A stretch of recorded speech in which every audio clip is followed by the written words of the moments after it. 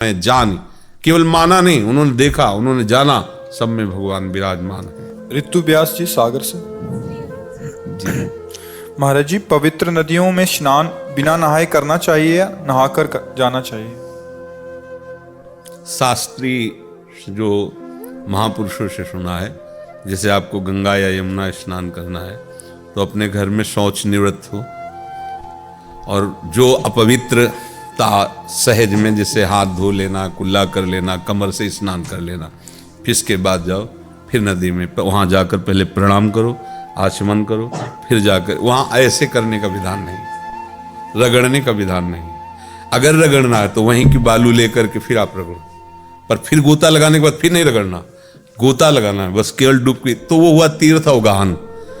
अपवित्रता जैसे मान लो आप वो उसी के जल से शौच गए, फिर वहीं कुल्ला और सब, ये अगर आप गृहस्थ हैं तो ऐसा ना करें।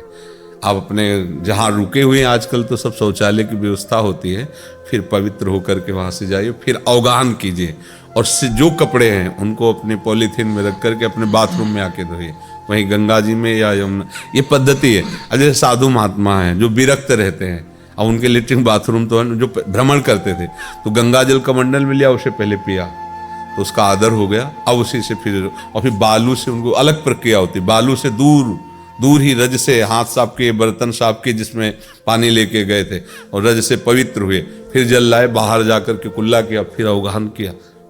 तो गृहस्थी में फिर इतनी पवित्रता रखे। अब जैसे आप वहाँ गए हैं, फिर ऐसा हो तो फिर ये प्रक्रिया कर सकते हैं, जैसे साधु महात्मा करते हैं, नहीं उसे पवित्र होके ही तीर्थावगाहन करना चाहिए।